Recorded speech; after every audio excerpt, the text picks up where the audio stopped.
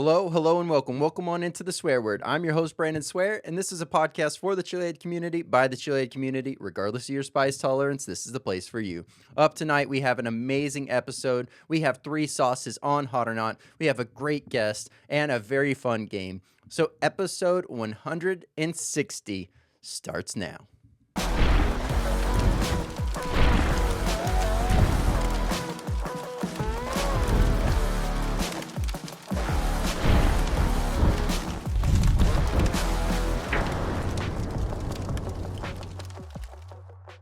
What's going on, Swear Nation? So glad to have everyone here. Happy Thanksgiving, everyone. Whether you've just recently found the podcast or you've been rocking since day one, thank you all so much for being here and continuing to make this podcast what it is.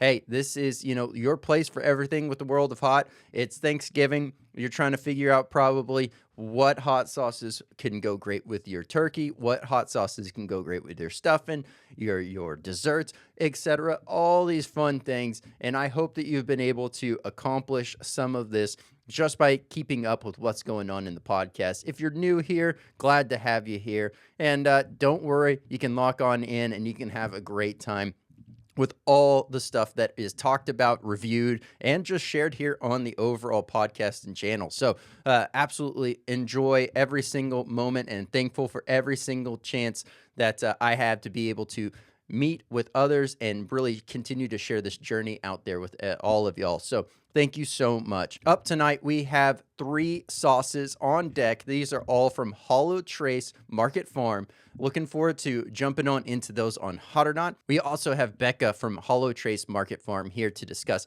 how she got started making hot sauce, how she, has been doing with her overall grows, a little bit leaning into the growing side here. So definitely a bit more into the growing nature in this episode, as well as a very fun game. So let's do this. Let's go ahead and kick it on over to Hot or Not.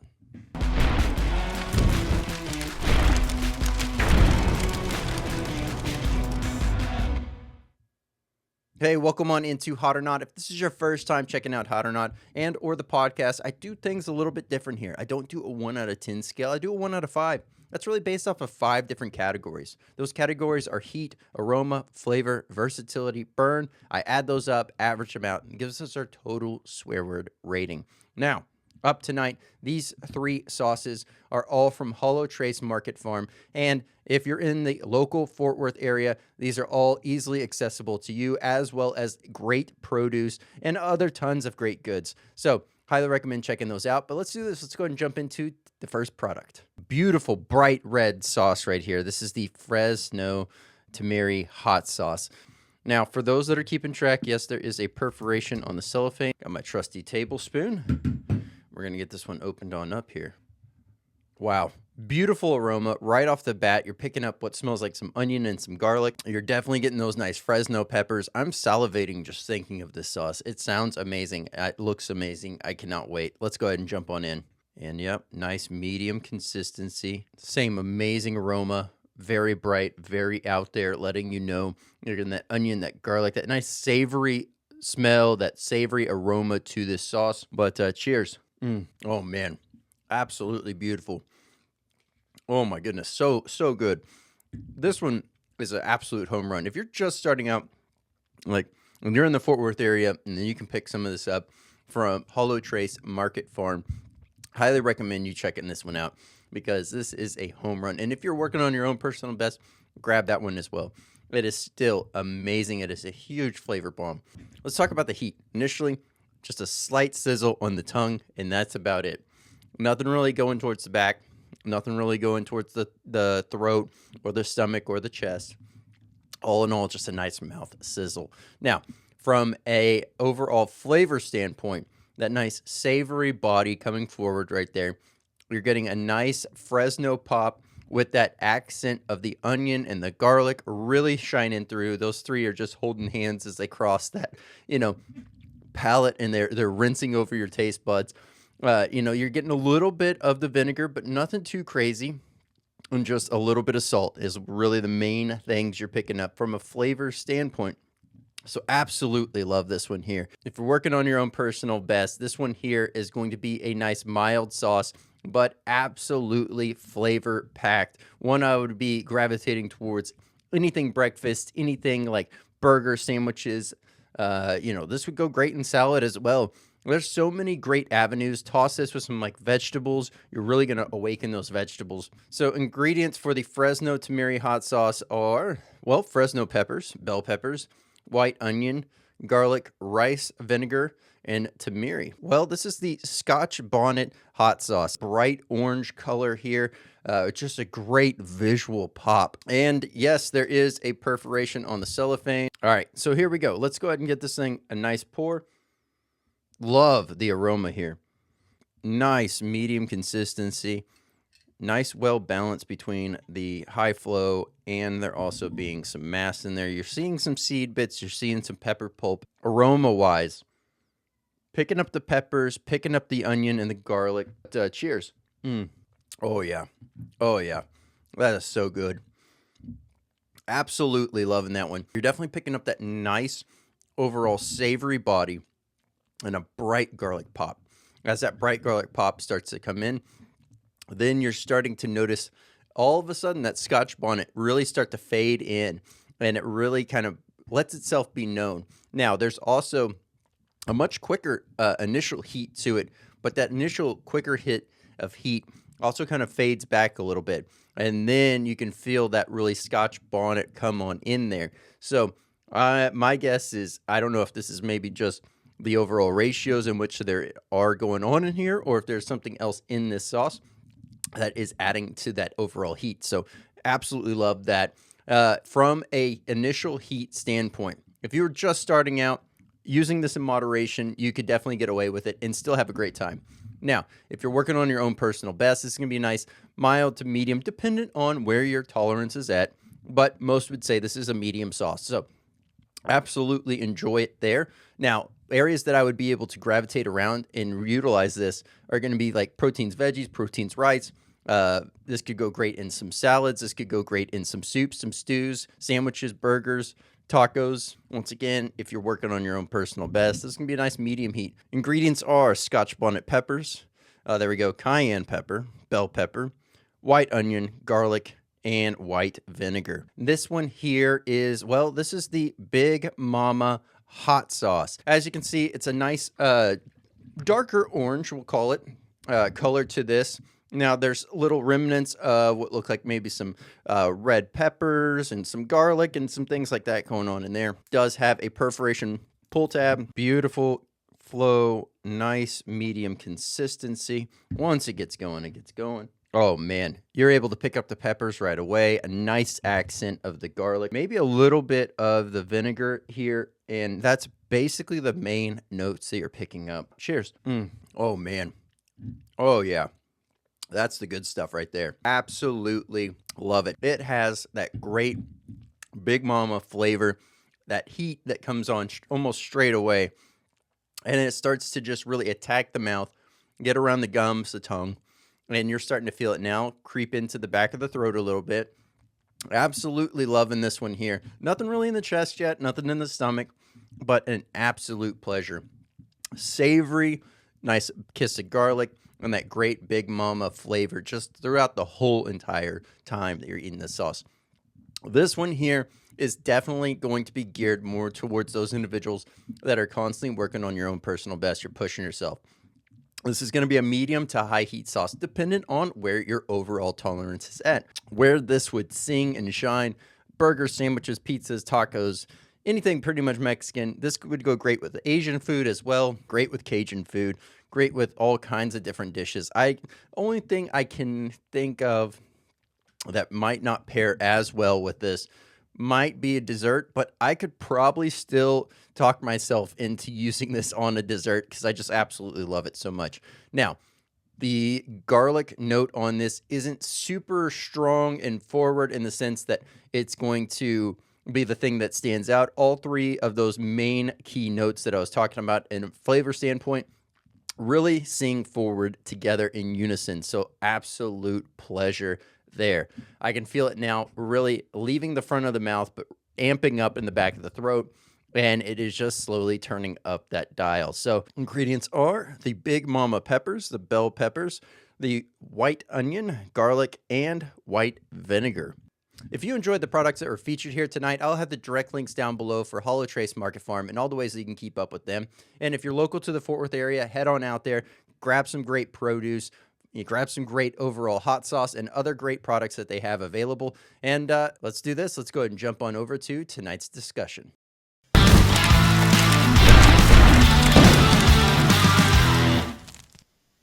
Hey, Becca, how's it going? I'm good. How are you, Brandon? Doing great. Glad to have you here. Obviously, had the pleasure of meeting you out at the North Texas Hot Sauce Fest, and was absolutely blown away by the overall offering that you had on the table. Everything from the pickles to the hot sauce to the peppers and everything else in between. It was just absolute fun time out there, and glad I had a chance to meet you. It was great to meet you too, and I'm glad to be here tonight. Well, one thing I always like to lead off with, it's the only set question, is what got you into the world of hot? And then what was that moment that you decided, I'm going to start growing my own hot peppers? Well, that is a great question. So I think first and foremost, I like to grow peppers. So that's kind of where I started. I have never really been into eating a whole lot of hot food. I grew up in the Midwest and we ate a lot of corn and potatoes and pretty bland stuff.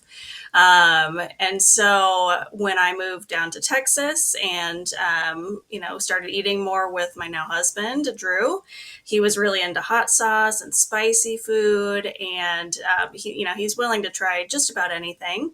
And so I think the desire to make hot sauce and spicy foods really was to, give him something fun to try and to eat. So if I can grow the peppers, I've got to do something with it. And hot peppers, each plant produces way more than most recipes call for. So it was really fun to see what I could do, either to challenge his heat level or just give him a wide variety of things he could enjoy, and know that it was grown well and made well, and that he was having a great time with it. And along the way, I started to enjoy the hot food a little bit more as well.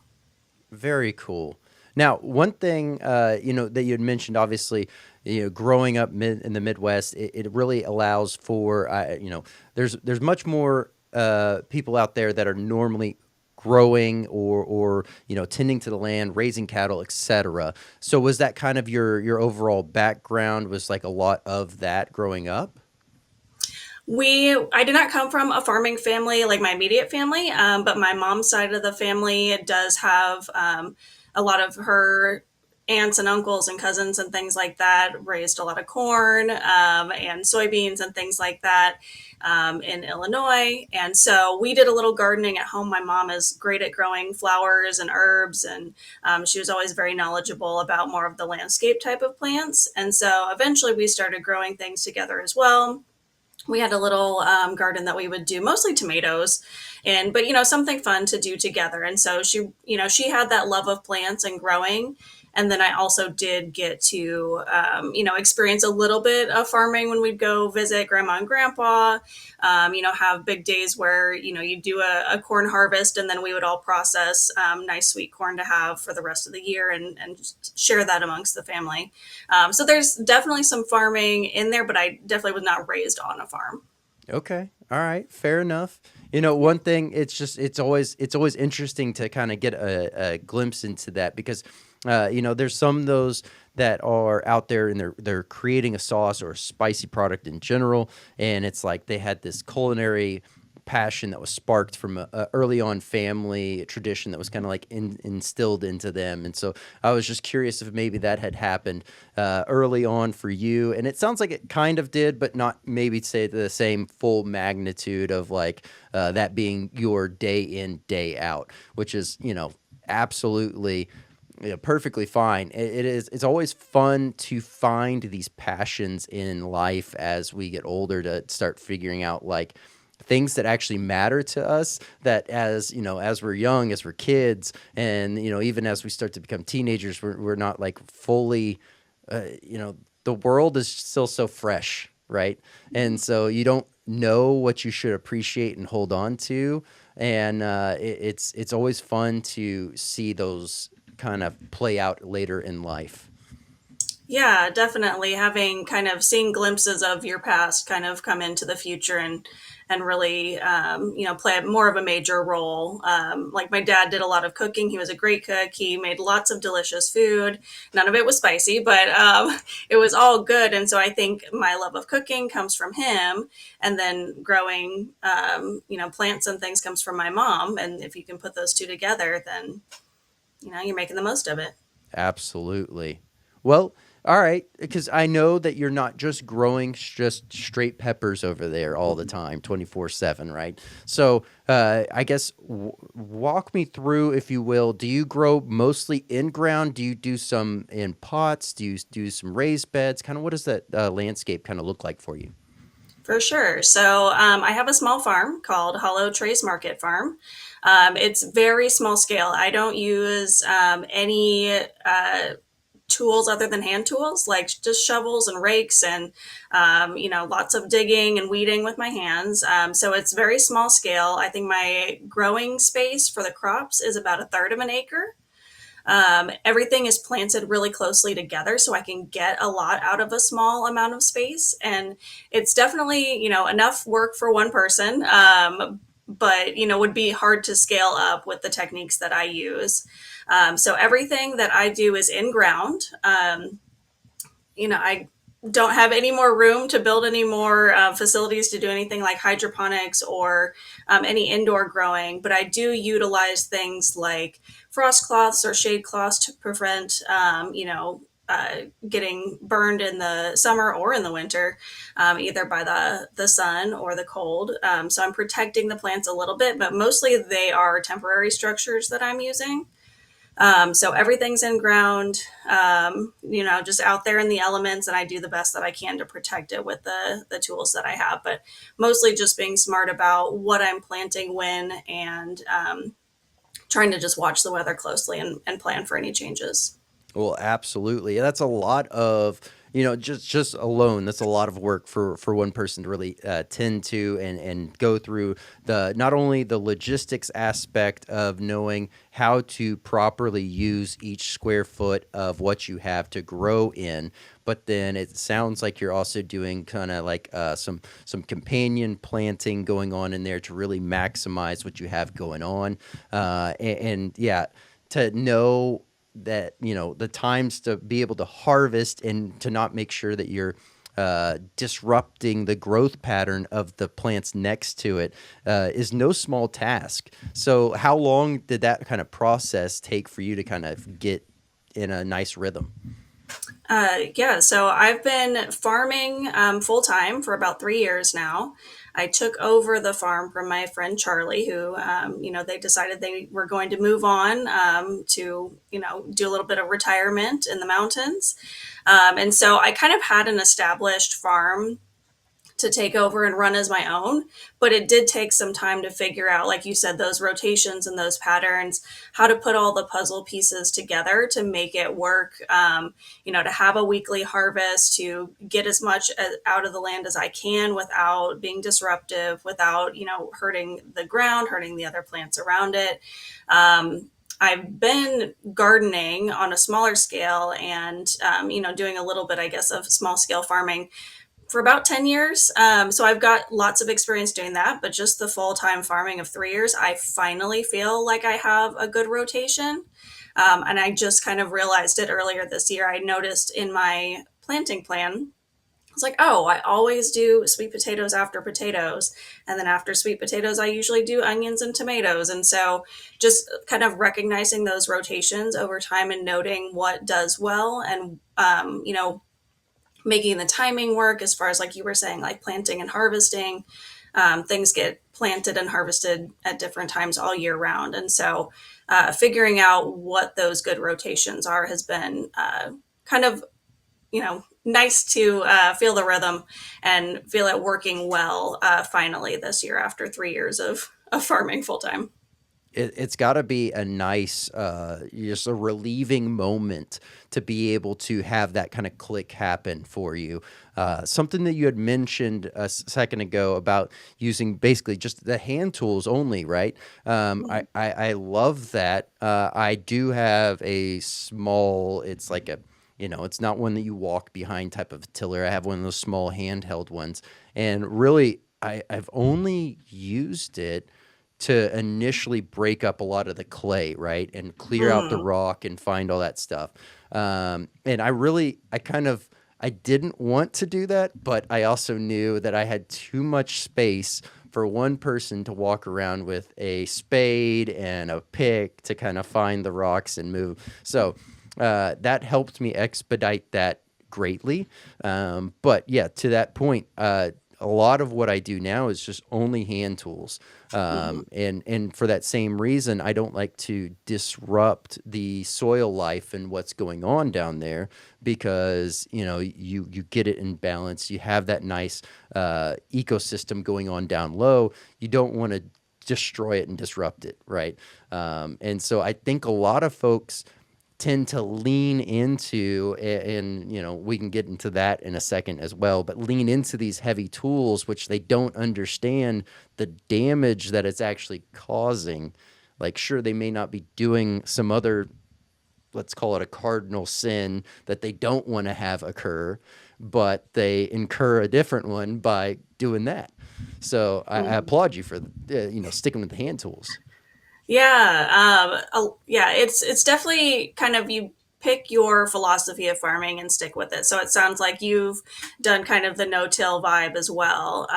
Trying to protect that soil ecosystem, keeping your soil structure and your soil quality very high. But yeah, you're sacrificing kind of that time and spending more time weeding using hand tools and really putting that effort into the soil to create a better soil environment. So I think, for folks who maybe have 5, 10, 15 acres, that would be impossible to do with just hand tools. Absolutely. So kind of, figuring out what your scale is, what your philosophy is. And, if I can put out as many crops as someone with a larger plot of land, but I'm using the techniques that I want to use, then that works for me.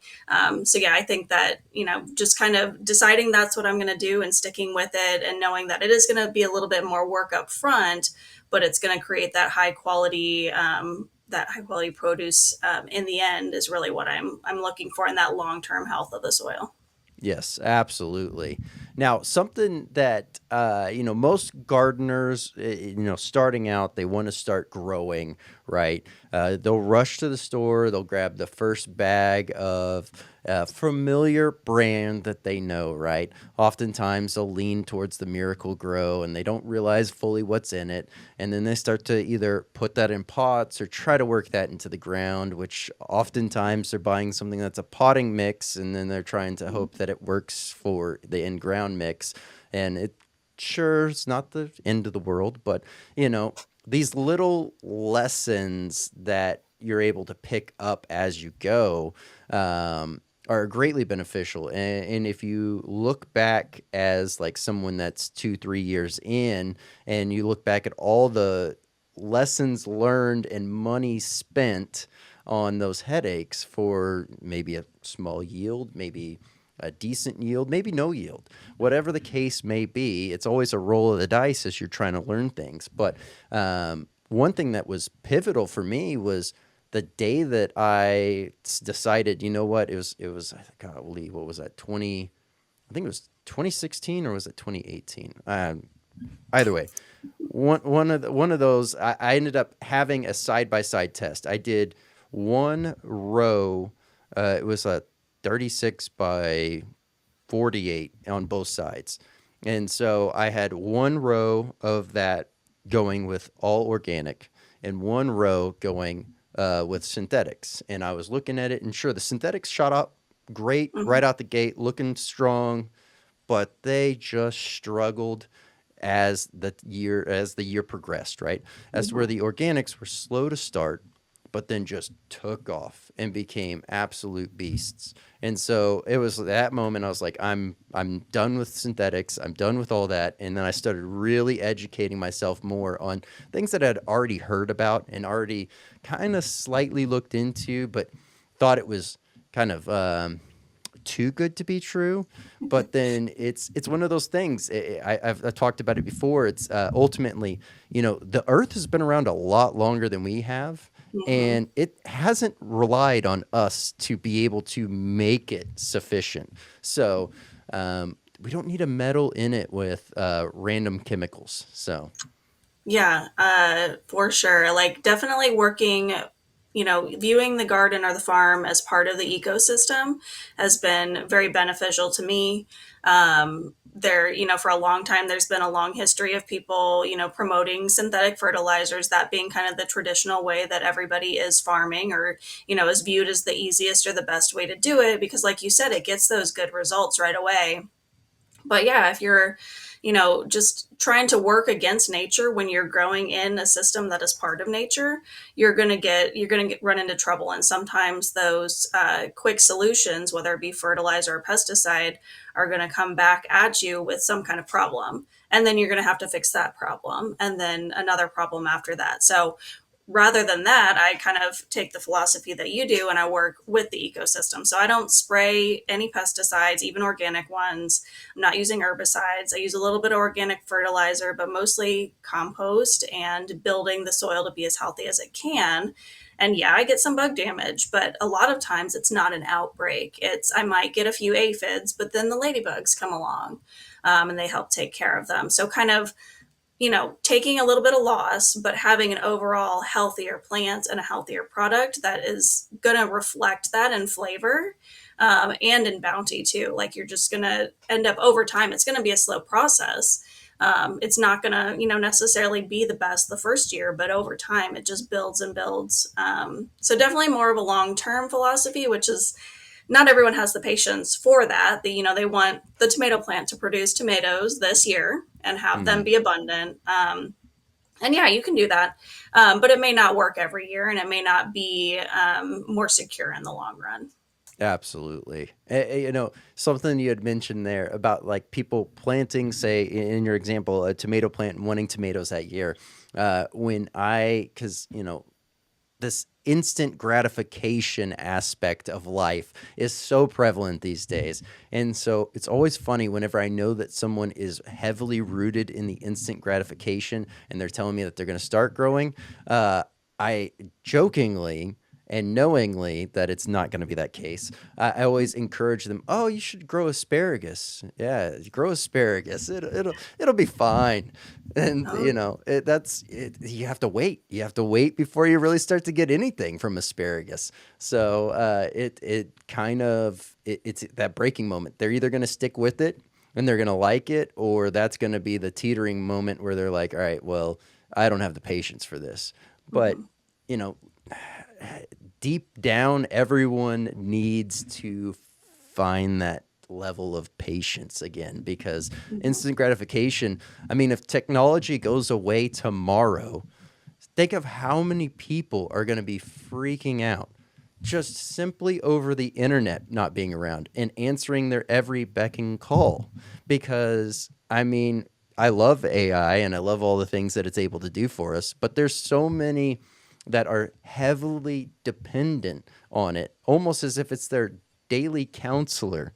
And Mm. so it's just like, all right, tap in, root into to nature, root into earth that is around you, get to know the people that are around you and start to pick their brains, because someone else has been doing what you're trying to do longer than you have, and they have learned these lessons probably the hard way and are willing to help you, dodge these obstacles. So Mhm. Yeah. And I mean, people have been growing food for, thousands of years, of course, probably longer than that. And, there's tons of good resources out there. Like you said, like, chat with somebody about what they're doing. And I think also a lot of it just comes from like having that trial and error experience, because, can read lots of books and, plan out your planting dates, and something's going to go wrong. But I think that's one of the best things about growing food is that trial and error and learning from last year's mistakes and figuring out what you like and, what works well in your space. And that's part of the process. So it's not going to be, like you said, instant gratification. It's going to be a long process of learning. And the benefit isn't always the tomato at the end of the season, but what you learned along the way and what you're going to do next year. Because, there's always those memes that it's like, oh, I spent, $420 to grow this one tomato. Whereas, yeah, maybe it was a bad harvest year, but maybe you learned a lot along the way and you can take that knowledge and apply it to lots of other things. So definitely more benefits than just the harvest at the end of the season. Absolutely. And something that you'd mentioned too, it's like what grows well in your soil, in your area. Just simply, it could be as simple as down the road or down a few houses. Something completely different grows better. Perfect example, my mother-in-law lives roughly 3 miles from me. And so there's things that we can grow in our yard here that does not produce well for her. And there's things that she grows and it just goes wild. And then over here it struggles. So what we do is we work out a nice system to where like eggplant, cucumber, peppers, squash, zucchini, all these things grow great here. But for my mother-in-law, it's like decent to sparse. And then she can grow like peas and potatoes and tomato and all these other things great over there, like very, heavy production. But it's a trade-off, and it is a beautiful thing because then it's always like, hey, I got an abundant amount of this. Let me bring some on over, and then I go over there, and then she's like, oh, here, please take some of these. I can't handle anymore. And that's just a way I feel like life. It feels so much better, that communal aspect, that growing, that living, that thriving together. And I feel like gardening, farming really brings that out and allows us to just work as a collective unit, which is awesome. Yeah, absolutely. Yeah, farmers and gardeners are some of the most generous people that I know. Like they're happy to talk to you about what they're doing. They're happy to show you. And farming is, it's kind of an individual activity. Like unless you're, running a big farm, and really you might only know what goes on at your farm. And so I try to every once in a while go visit another farmer who is, doing something well, and I want to see, how are they doing it, because a lot of times we're just figuring it out on our own. Like we don't all go to some big school and everybody, gets their assignment on how to grow and what to grow.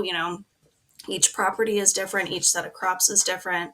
And so just visiting with other farmers and saying, oh, well, I really liked this tool, or, this is how my high tunnel works and this is what you could do with it. And just continuing to talk and share. And then kind of like what y'all do with your gardens, like at the farmer's market, we're all, technically in competition with each other, but we also know what our strengths are and what grows well on our farms and what doesn't grow well. So I'm super small scale, so I can handle like salad greens and very small crops. Whereas other farmers who have, 5, 10, 15 acres, they're doing melons and squash and pumpkins and huge crops that I don't have room for. So I'm not even putting that on my planting list. And I'll say, you know what? Go see Craig for some squash because he's going to have the space to do that, whereas I don't. And he's going to send people to me for, salad or arugula or something smaller like that. So it's definitely collaborative. Like, we all got to eat. We all have, limited time and resources. We can't grow everything. So being able to share and make the market a nice balanced space so that people have good options to choose from is super beneficial. Yeah, very cool. Okay. Well, I do know because obviously everyone enjoys diving into the growing methods and things that are kind of successful, if you will. So, then others can kind of experiment in their area. So as far as your ground cover goes, are you strictly just using crops to kind of do the ground cover? Are you using straw? Are you using wood chips? What is your overall approach to that? A really good combination of a lot of those things. So in my planting spaces, I mix in a lot of compost, a lot of peat moss, an organic fertilizer, maybe some dried molasses or green sand at the beginning of each, planting cycle. I do a lot of wood chips in my walkways or between the beds to help kind of feed and fuel some of the fungi and bacteria that live in the soil. I'll use straw as a mulch to kind of protect the soil, keep it moist during the summer and nice and toasty in the winter. And then this year, I've finally been able to successfully incorporate cover crops into my rotation. So, right now, going into winter, I'm growing fewer things and kind of letting several sections go to rest. And I planted a good cover crop, which has a variety of different things like oats and barley and turnips and clover that will help kind of feed the soil and keep it alive. And kind of prevent some weeds from coming up. I've tried to put them in kind of my trouble areas that tend to be pretty weedy or have heavy clay content. And so hoping to break those up by the time I need to plant my next set of crops. So kind of using a lot of different things for different purposes, depending on uh, the part of the farm that it's in or any issues that I'm having. We happen to have really great sandy loam. We're kind of by the lake, so we got a lot of good sand areas, but then there's a few beds that are just heavy clay, so I've got to break that up. And just kind of knowing what the land needs and continuing to provide organic matter, protecting that soil and the soil ecosystem with all those different things. So I try to incorporate a lot of it as I can, and just kind of keep it all balanced. Okay. Now the overall the combination that you were talking about, the main ones that were standing out to me were the barley and the clove. Now, as far as that mix, is that all together in one already like existing mix, or did you select those to kind of be the top crops or the top cover? So I haven't had a lot of success with cover crops in the past. So this was kind of a bag that I just picked up at the feed store. So it was already a mix, and it was actually kind of meant for a grazing cover crop for cattle. But I kind of read the label, and I'm familiar with cover crops. I just haven't been able to implement them successfully. And it had on the list a lot of things that I've seen on other cover crops, and it was a good mix. It was a good price, and I thought, let me give this a try. And I was surprised when it actually worked for me. So right now it's looking beautiful. It looks great.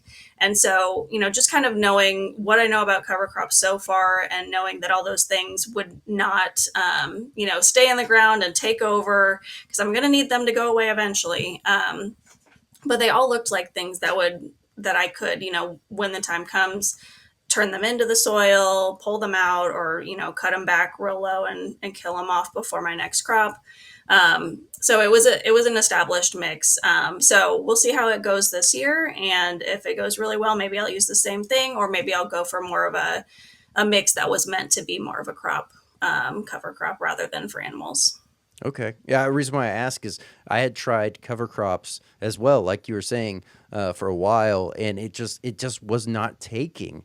Mm-hmm. And the other issue was while it would take in certain areas or be sparse in other areas, the second I would see new sprouts or new things coming up, I was always like, oh, well, I don't want to touch it. Next thing you know, it's like, well, that's a weed and not an actual. And so then it's like, you get this issue of, well, it's now too late to go in there. And so then you're having to like isolate these weeds and pull them out.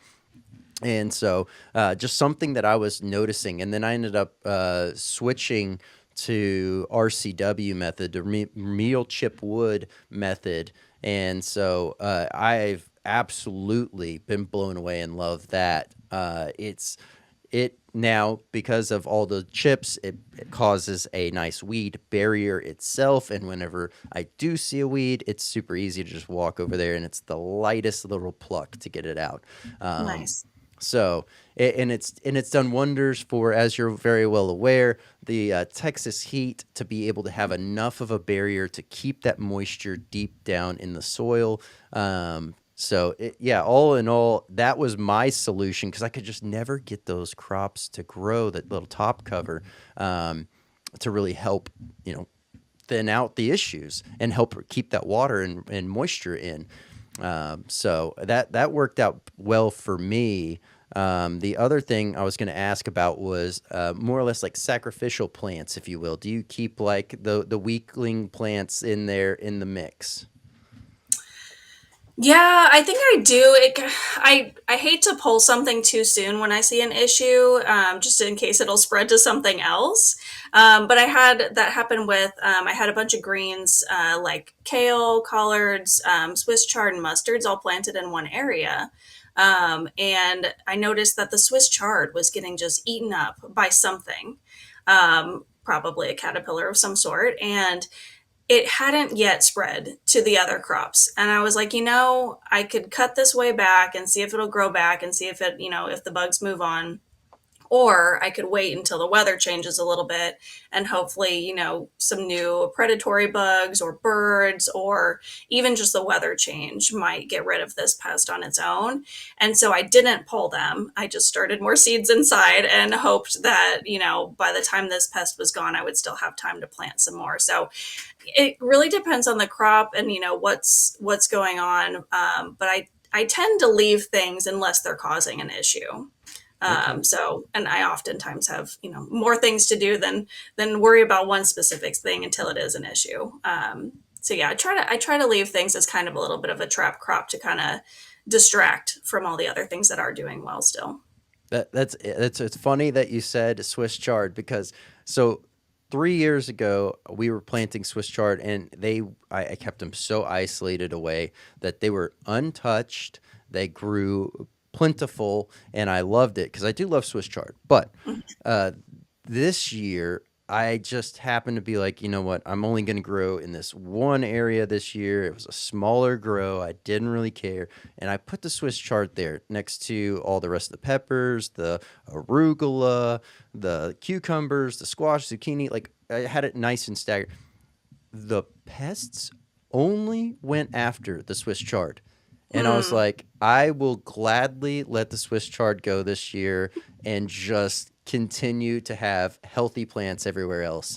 And sure enough, that worked. So next year, I'm going to roll the dice again. I'm going to see if that works because if I can sacrifice Swiss chard to keep everything, I will definitely do that.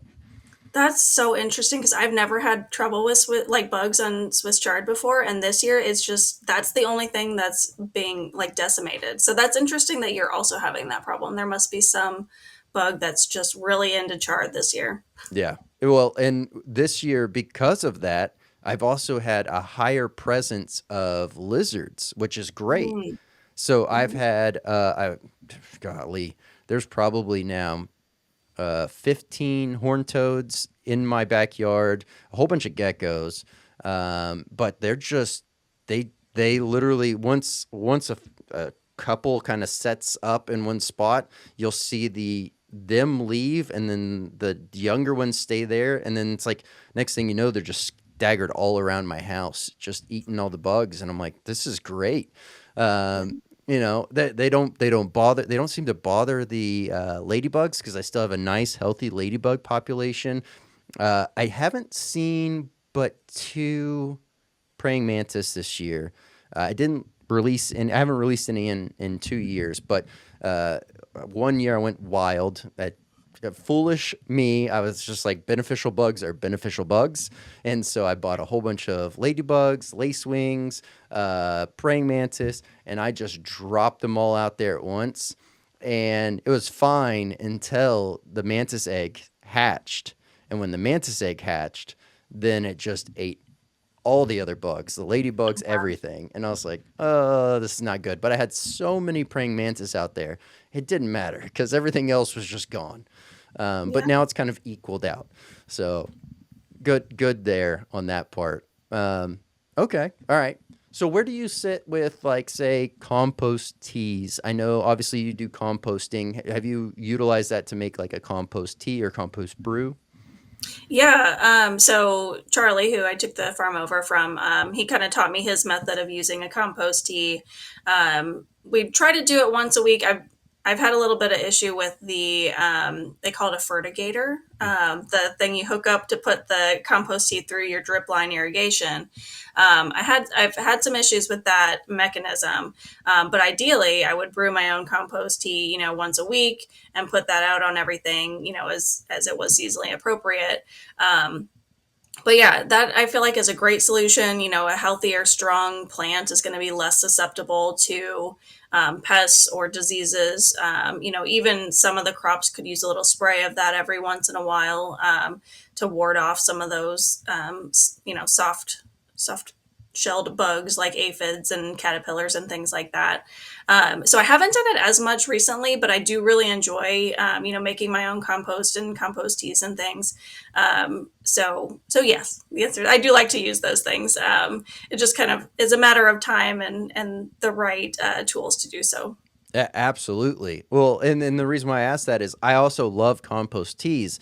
The one thing I've recently got into, and I've like since I've gotten into it, I've really just like shelved my compost tea concoction that I was making because I started really getting heavier and leaning heavier into the Jadam method. I don't know if you're familiar with that. It's a Vietnamese or Vietnamese or Korean, I can't remember method. I should know it. It's blanking. It's eluding me right now. Either way, doesn't matter. What it is it's super simple and it is absolutely free. All you have to do is the best way to go about it is get like a 55-gallon. You can really use anything. Like right now, what I'm utilizing is a kid's sandbox, that like giant turtle sandbox thing. My kids dumped out the sand. So, and I told them I wasn't going to get them more sand until they learned to stop doing that. Well, I started throwing my yard clippings in there, food scraps in there. And so the dam method is, typically you put all that in there, you have water, best is rainwater, and you let that food just break down. And so as it breaks down, it turns into this black sludge. Looks a lot like compost tea. Nice. Super viable. You just take a small amount, pour it in there, and it works wonders. The best part is the second it rains, it fills the thing back up. And as the food breaks down, the concentrate gets higher and more intense. So you actually need technically less in order to get the same action. And so I've only done that this year, and the amount of times that I've had to feed has greatly dropped, and the health of the plant is far greater than the times where I'm out there 3, 4 times a week trying to tend to what's going on. And it's also seemed to, I mean, this year was definitely a nice relief. It was lower heat the whole year, but I also had to water way less by using this method, which I thought was interesting. It's almost as if there's a level of rehydration that is left with the soil through that method. So, it's Yeah. a fun way that I always like to say it's easy to just compost the scraps, but now it's like might as well just throw them in the tub and let them break down and feed the plants that way. Yeah, that sounds really cool. And you mentioned free, which is, always a great option, using just what you have, on your property or you can get for free, like wood chips, or other things like that, is, putting that back to the earth rather than always purchasing and bringing in supplements or amendments or anything like that. Yeah, I think that just kind of keeps everything where it is, and eventually it just all becomes part of one big, growing ecosystem that works well together. Yeah, That's abs. awesome. I may have to try that method. That sounds really cool. Yeah. I can gladly share with you the links. There's a book that's like actually the true guide that is perfect for that. But there's plenty of resources out there on that method. It's JADAM, and it is phenomenal. Highly recommend that one. Awesome. So yeah, definitely. Okay, well, I should ask. Obviously, had the sauces, amazing stuff there. From your personal preference, where do you like to revolve around on a heat scale? On a heat scale, I don't eat a lot of raw peppers. I do like all of the hot sauces that I've made, and I can handle the heat of all the hot sauces I made. because they're fermented. So if we're just going by like pepper level, I usually say that habanero is my top level. Like that's going to be pushing it for sure if it's just, I'm cooking with a habanero. But I really love, kind of the jalapeno Fresno heat level. It's just, right in the middle. It doesn't, take away from enjoying the food at all. So I'm still a little bit of a wimp, but, kind of building my tolerance, especially during, when I'm making lots of hot sauces and sampling and things. I'm like, oh, yeah, I can handle anything right now. But, over the winter, I may lose a little bit of that. But yeah, I would say habanero is the hottest I usually go. Okay, fair enough. And I know you said that your husband likes to eat hotter typically. Is that still the case? And if so, like where does he tend to gravitate around? He, he does use a lot of hot sauces and uses it more often than I do. I do like to tell people right now I had my Big Mama hot sauce this year, and it was my first year growing the Big Mama hot peppers. And those are a little bit hotter than a ghost pepper. And we had been enjoying the hot sauces, and he had not tried one of the Big Mama peppers raw. And he took off a little piece, he bit into it, and he yelled no, and he spit it out. So I think that might have been his limit. But so he's not, we're not eating whole peppers over here or anything, but we do really enjoy the spice and the beauty of all the peppers and growing them for sure. Yeah, absolutely. The Mama line is definitely in. So I have like a trinity, a three pepper group, if you will, that I absolutely love, and the Mama line is right up there. So the three that I really like hold near and dear are the 7-Pot Primo, the Big Mama line, and then any kind of the brain strain varieties. I just love the flavor. I love the burn, and just it's such a clean, pure burn in that sense. As there's some that will just get way too bitter or way too floral, or just kind of it's not the most enjoyable to eat. For some reason, those hit right. And yes, the Mama line may not be the hottest thing out there, but it has different capsaicinoids in there that end up really playing tricks on the mind and making you feel like it's way more hotter than it actually is. Mhm. So Yeah, and it's got a really good like smoky flavor, which I was a little surprised at. Again, I've only had it in this hot sauce, but the hot sauce tastes like I smoked the peppers, which was just so interesting to me. Like I think now that I'm able to try more of the peppers in sauces, and I've been branching out and growing different ones than you usually see, just out and about in the world. Like it's been very interesting to see that yes, they do have a good complex flavor to them as well as a good heat level, which has just been really fun to experience new peppers each year. absolutely. Well, and then so I guess like you've started to dabble with the that side of things, but do you do powders with them? Like what else are you utilizing the peppers in? So I've always pickled peppers. Just that's an easy thing to do in farming when you've got excess produce. Pickling is easy. People are familiar with that, so they're willing to buy a pickled jalapeno for sure. This year I had a little issue with my seedlings in the winter, and I ended up with a ton of habanero plants, more so than I wanted to grow. Like that's not one I wanted to grow a ton of, just because they're so productive. You don't need that many peppers, even to make hot sauce. And so with all those extra habaneros, I have been dehydrating those and making like instead of a crushed red pepper, it's a crushed habanero pepper. And I have a few customers at the market that really love those. They like that like elevated heat level, as compared to just a dried cayenne pepper for a red pepper flake. So I've dried those. I'm thinking at the end of the season here, which is coming up very quickly, I will probably do a last harvest, and I might dehydrate some of those other peppers and just see how that turns out. So mostly pickling, a little bit of dehydrating, and then the hot sauce, of course, is usually kind of the products that I've done so far with the peppers. That's very cool. Yeah, habaneros, very much true to what you're saying. They crank out those peppers. A happy habanero plant can easily produce 300 to 500 peppers in Yeah. a season. I had one that got nibbled down so much to a nub that I thought the plant was dead from a rabbit. We had a family of rabbits. I think I was telling you about it a little bit at North Texas Hot Sauce Fest, but family rabbits came through, nibbled it down to a little stub, and I was like, this plant's dead. All right, whatever.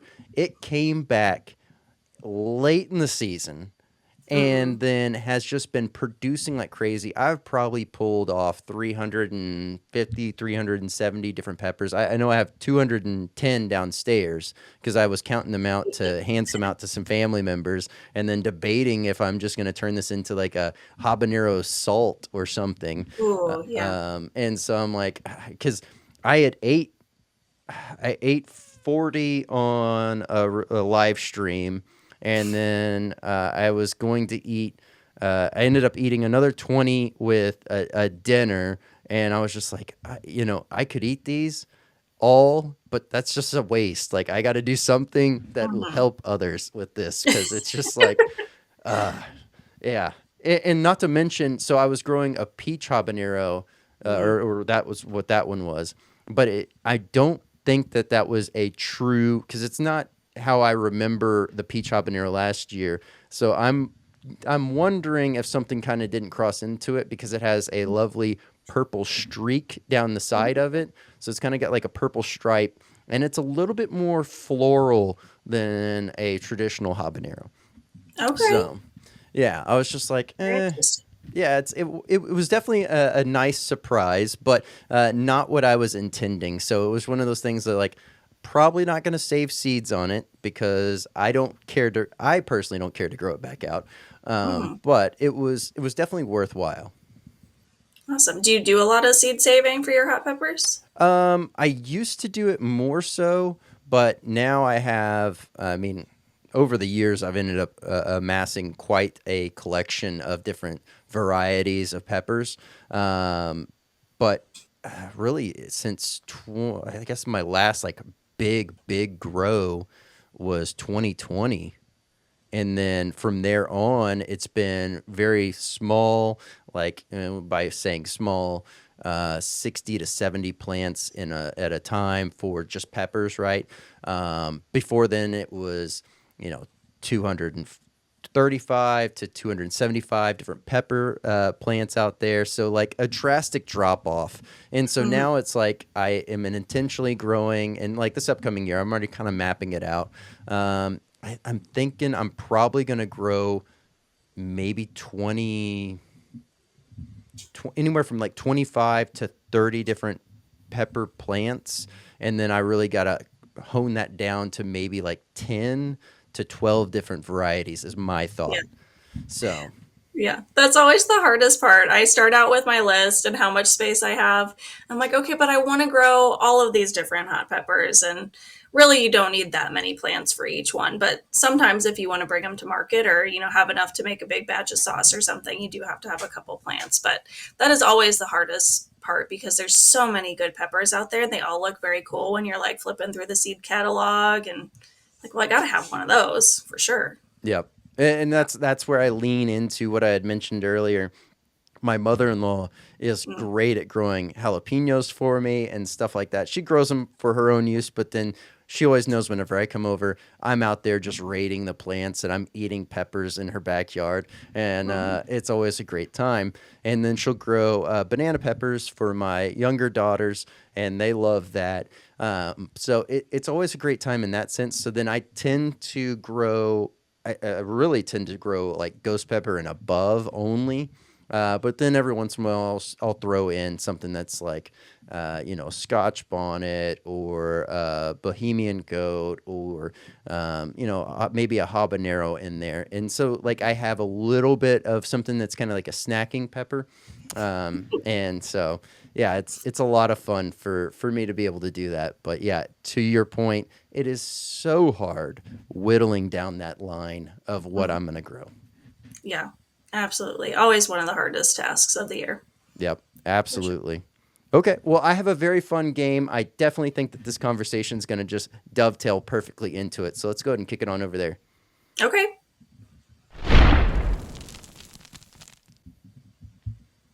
All right, so here we go. We have a very special edition of Keep 5, Cut 5. The way this goes is there's 10 images on the screen. I'll list them off by the image and the number for those that are just audio only listening. But the best way to go about this is however you want to decide to keep or cut is totally up to you. If you see a pattern or reason as to why you want to keep these, great. If there's just you like individually these things, cool. So there's no real hard, fast rules on this. But the only thing I would say is it works best if you start with a keep, then you go with a cut next, and then keep that rotating pattern. Or if you want to cut first, either way. But number 1. So first up, this one here is just to represent gardening in general, just gardening. All right. Number 2, well, I deliberately, because these are coming up, sprinkled these in here. This is represent Christmas. So just enjoying Christmas. Number 3 is composting. Number 4, well, here again is another holiday. This is Thanksgiving.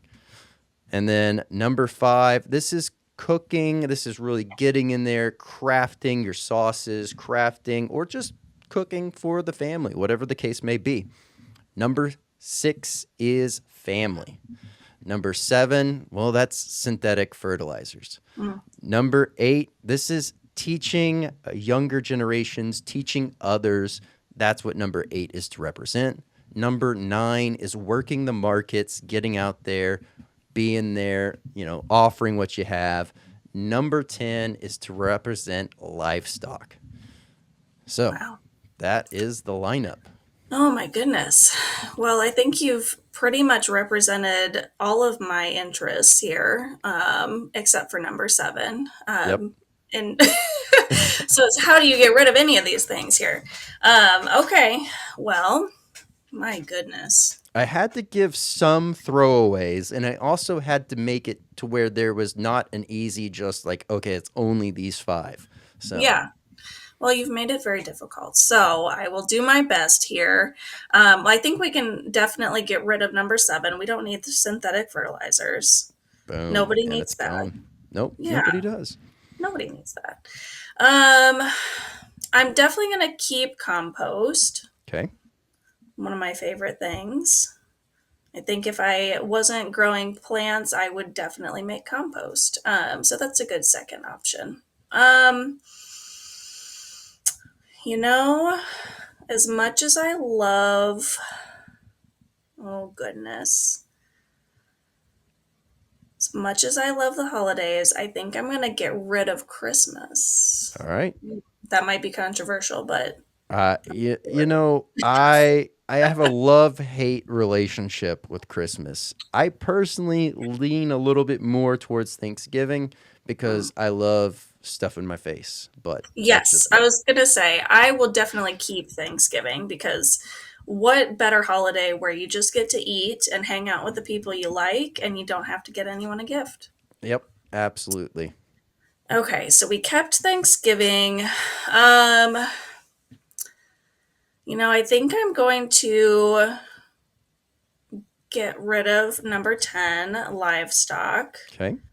Because as much as I love my chickens, they are sometimes a pain in the butt. So if I had to, I could. Fair enough. Yeah. And then, we will keep gardening, number 1. Okay. Because, of course, we've got compost already. We might as well do some gardening with it. We can get rid of, oh my goodness. What do we get rid of? I think we can get rid of number 8, teaching. All right. I've done a lot of that so far. So maybe I want a little break. Just take a little break. Fair enough. Yeah. That's why that one made it in there, because I was well aware that you've done quite a bit of teaching. So yes. And if anyone asks me a question, I will just go on and on about it. So maybe we all need a break from that. I'm going to keep family for sure. Okay. And Only things left now are cooking and markets. Wow, those are very tough choices because I enjoy both of them. Um, oh wow. Okay, well let's keep the market because I'm enjoying that vibe right now and just getting to talk to people who enjoy food and want to know more. And I guess we'll take a little break from cooking. Drew can cook for a little bit. There we go. I like it. Well, that was keep five, cut five, and you had the keep of gardening, composting, Thanksgiving, family, and the markets. So there we go. Very well done. And as always, with all the games, just because something was cut doesn't mean that you absolutely hate it and you would never do it again. It's just simply something had to win tonight. So, That's true. well, that Very tough. Very well played. no, thank you, thank you. The overall idea of the game is a nice mental reset. It's a mental refresh, a nice way to break up the conversation as we get ready to roll into the nugget of knowledge. Now, the nugget of knowledge is something that you think would be great for someone to know. In this case, we're going to frame it in the sense of someone that is going into gardening, or maybe they have a larger scale going on and they've kind of hit a hard pass on just like deciding to lean into I guess perfectly for this could be the idea of mapping out their grow and being able to actually utilize that space. I know a lot of people struggle with that. So what would be a nugget of knowledge for that? Um, I think, let me see here. Okay, so somebody is leaning into gardening. They're wanting to be very successful with it. Um, I think kind of knowing, coming to terms with what your strengths are and what you do well and sticking to that. So even if it means putting things on your do not grow list that you really love to grow and you really like, if they continue to fail, why not, lean into something that you know you do well and is your strength. So kind of like what you were saying with your balance, what you grow versus what somebody else grows, and kind of just being real with yourself about that. And you can't grow everything. So trying to focus on those things that you do well and do those well for a while before, really trying to start anything crazy or new. Because if you're always trying new things, you're never really going to know what's working and how it's working well. So trying to be patient and give things time. You may not learn it in a year or 2 years, but you'll, start to figure out a groove and figure out what works well in your space and with your skill set and your tools. Absolutely. Very well said. Great nugget of knowledge. Thank you for that. Now, this next part here, this is the hot seat nomination. This is someone that you think would make a great guest for the show. So, somebody who I really admire and have kind of helped me learn to create sauces that I enjoyed as well, since I'm not as much with the heat level as I am with more of the flavor, is Rowan from Metal Sauces. It used to be Satin Black, but they recently changed their name. He's just a really cool guy, makes really great complex sauces that have such a depth of flavor. I tried his ghost pepper sauce one time and I was like, oh, no way, this is going to be too hot for me. But it was amazing. And I wanted to use it on everything. And I'm not somebody who, instinctively grabs for the hot sauce, but I wanted to find ways to use it. So I think he would be a really great guest. It would be interesting to hear from him. Well, thank you so much for that. Rowan, I'll be reaching out and we'll have a time to have you on the podcast. So thank you for that nomination. Now, this last part here is once again greatly beneficial for those that are audio only listening. Where can they find you? How can they find you? And any kind of announcements that you want to make. Sure. So my farm is Hollow Trace Market Farm. I'm on Facebook and Instagram primarily. I'm also at the Cowtown Farmers Market, which is in White Settlement, Fort Worth area, at Veterans Park every Saturday from 8 a.m. to 12 p.m. They have a Facebook page and Instagram page as well, that lists everything else you can find there also. I rarely take a Saturday off. I might for Thanksgiving or Christmas, but otherwise I'm there every week with vegetables, eggs. I've got hot sauces, pickles, and it is seasonal. So as my peppers run out, I may run out of hot sauce before the next harvest next summer, but I'm going to make as many as I can before the end of the year. So that's a great place to shop for local food. We have a lot of produce. We have meat, eggs, dairy, breads, all those kinds of things there as well. So if you're in the Fort Worth area, the Cowtown Farmers Market is a great place to be. Absolutely amazing. Thank you so much for coming on, Becca. It has been an absolute pleasure having you on. Obviously, there's still so much more we can dive into, and there's plenty of the overall gardening tips and tricks and all the little things in between that I think that could easily continue to add value to everyone that is, watching and listening. So would love to have you back on. That would be fantastic. This was a great time. Thank you so much. Becca, thank you so much for coming on. It has been an absolute pleasure having you on the podcast. If you would like to keep up with Hollow Trace Market Farm, I'll have the direct links down below for all the ways to keep up with everything that they have going on, as well as, really being able to get a better understanding of the growing methods that are used just in different parts of the world, in different parts of the state of Texas even. It is always fun to dive into that. So we'll be definitely continuing on this conversation to roll out great nuggets of knowledge for everyone that's out there growing and just be able to help perpetuate the overall idea and method forward of just organic growing. I mean, there's no need to constantly have to just fork out tons of money for synthetic fertilizers when you can do this all at your own home. If you have the capabilities, if you're in the city, I get it, but there's still ways you can go about that. But enough on that. Thank you so much for those that have just recently found the podcast and all those that have been rocking since day one. Thank you so much for everything that y'all do. Continue to share this out with other like-minded chili heads or individuals that are just curious about the world of hot, because this is where you can find everything to do with the world of hot. Also want to say, if you are on a platform that allows for a podcast review and rating, please go ahead, leave us a 5-star review. That way it allows the algorithm to help us get in front of other chili heads, or once again, people that are just curious about the world of hot.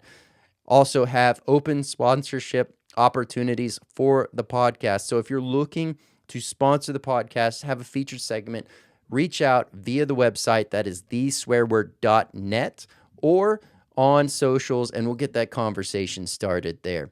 Quick shout out for our current sponsors, podvision.io. If you're looking to grow your brand, start your brand, you've hit a bump in the road, you're trying to figure things out, highly recommend checking out podvision.io for all those needs, as well as webdx.one. Maybe you have an online site, maybe you had a guy at one point, lost contact with them, maybe you never got around to building a website. Highly recommend checking out webdx.one. They make it simple, painless, and easy, and best of all, you get to focus on what you do best while they get you looking great online. I'm Brandon Swear, and from everything from the world of hot, this has been The Swear Word.